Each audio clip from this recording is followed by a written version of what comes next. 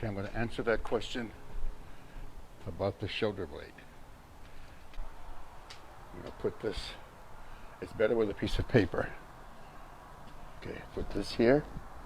I'm going to press on this with my scapula and push forward. So when I'm doing this part of the form, I pock, palm strike, circle around. Using my fingers, they should be close. I'll do it correctly. Pock, strike, circle around. When I punch, I keep it here. If I do this, see, it didn't fall because it's sticking to the stucco. But if this was a piece of paper, it would have fallen down. So that's how you train that. And the purpose in this is to elongate your tendons. So when you're doing the form, pock here, some people think this is a tan. It's not. So I pock, strike, and then I stretch out.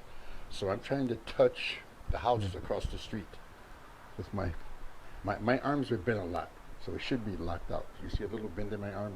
My arms are bowed, but that's as straight as my arm goes. But I'm trying to touch, and I'm also pressing back here. So what this does, it keeps extension in your ligaments and tendons. When people get older, they tend to shrivel up. Well, you want the tendons to be elongated as much as possible so your punch has more snap. So this is for training. This is an internal aspect of the Sealam Tao form. I got this directly from Sifu, Grandmaster. So I'm pushing forward, but I'm pushing back against the wall. If I lean forward, see, that should have fallen. So there's some internal aspects to the Sealam Tao form aside from the combat applications.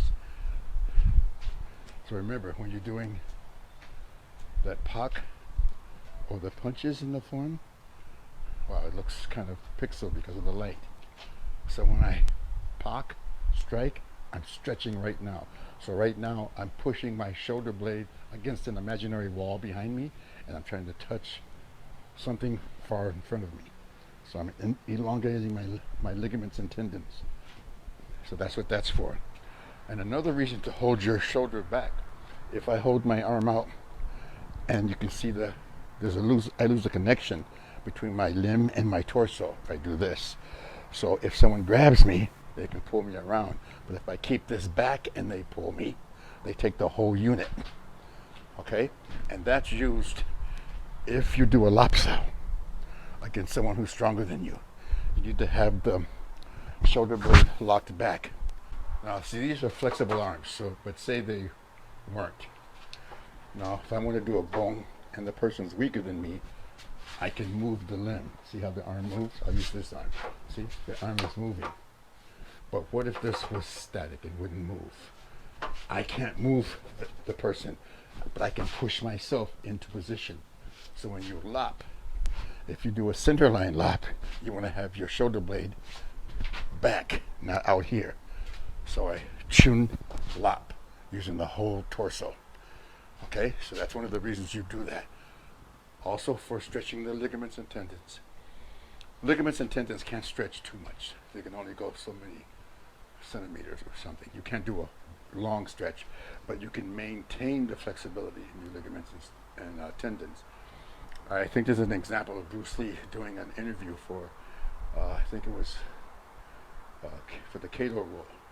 Everyone's seen that black and white video. And someone asks him the difference between a kung fu punch and a karate punch. He said karate is like, I'm kind of paraphrasing, it's like a rock with a stick with a rock on the end. He says kung fu is like a chain with a rock on the end or a ball on the end. So our punch is more flexible. So when I do the entry and I bring my leg up, I push out. See? I push out too. Because if I enter, I'm going to use this since the floor is slanted, I'm going to hold on. If I enter and just raise the leg up, a person could be throwing a kick at me. Then they would kick and knock me off balance. So when I raise my leg up, I push forward. So if they kick my leg, I'll have some balance to fall back. If I just raise it up, it's going to knock me off balance. So if I just raise it up, they kick me, knock me off balance. So a good exercise to do for that is maybe To keep good form, it's better to hold on to something. So you work on the form. Once you got the good form, then you can do it without holding on.